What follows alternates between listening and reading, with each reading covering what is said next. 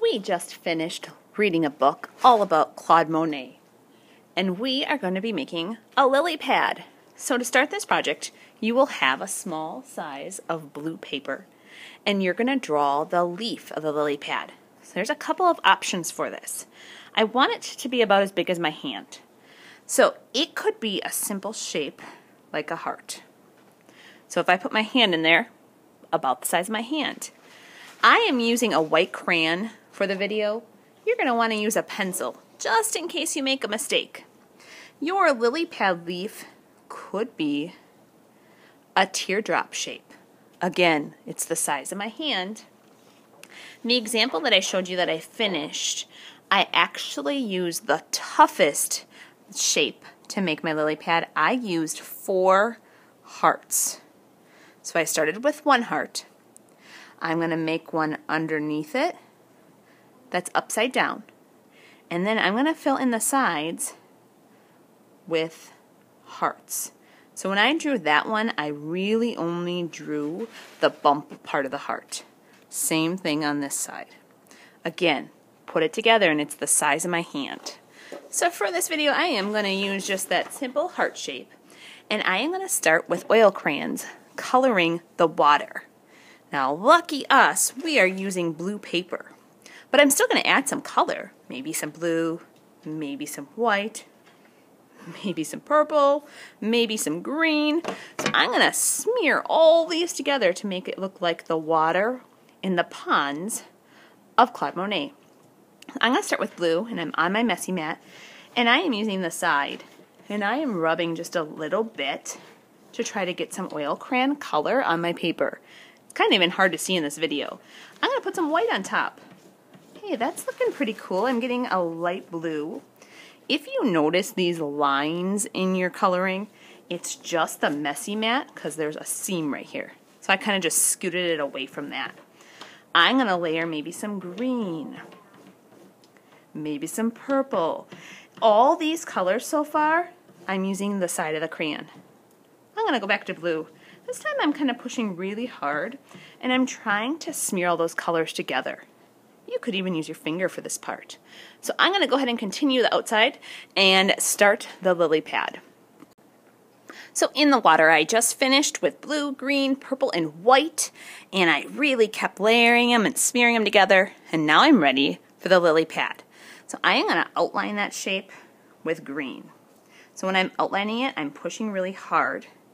And I'm going to try to color it really nice and green. But I'm not going to stop there. I'm going to keep adding some dark value and light value. So this is something new that we've been working on this year. Adding a little black to your leaf. So I'm going to go on the side of the crayon really light. Is going to get it dark, maybe too dark.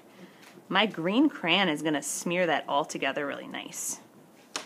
Brown would even work for your lily pad, and I'm using the side and rubbing it all over my leaf. Maybe this side's going to have like a darker color. So I'm still using my green on top to smear it together. The white will also look really nice if you want a lighter leaf. And it's okay if you see some light and some dark in your leaf. You could even use some of the darker colors to create some of those veins of the leaf. Maybe a little black. So when you like your color, you are going to get to pick out the color of the flower. So you might want to wash your hands if they're really dirty, because this tissue paper that we're going to use for the flower will probably stain. So I headed to the purple, and there's even a little bit of pink in this bin. I'm going to pick out 4 squares of tissue paper. So there's one, and I'm trying to get them to be different. That's big. If you end up with big pieces, it's okay to cut them. So those 2 I have set aside are different colors. That one is a little different, and I'm even going to add a pink. Try to find at least 2 different colors of paper. I'm going to put them together in a pile. Tissue paper is very thin, so I'm going to cut these at the same time into a rounded shape. So I'm just trimming off all the square corners because flowers don't have corners. Flowers are very rounded. Little piece there I missed. Okay, I'm going to set those scraps aside. You can bring them to the recycling bin if you have scraps. And now I'm ready to glue. So I'm going to glue one piece at a time. I'm going to put a dot of glue in the middle of my flower. And then I'm going to put my first piece on. But I'm going to kind of crinkle it a little bit to give it a little bit of texture. And I'm ruffling it and pulling it apart. And I'm going to glue the center of that circle in the center of my lily pad. It's okay if you kind of crinkle it up and it pops up like a real flower.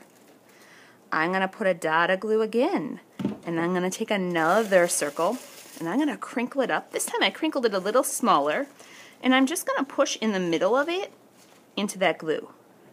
And I'm going to do it again. Crinkling it, open it up, and I'm going to push the middle of that into the center of the glue. Last glue, dot of glue in there, and my 4th piece of paper. Cool. So my flower ended up pretty big and covered a lot of my lily pad. So I might kind of crinkle this a little bit more so I can see my leaf a little better. I think that looks awesome.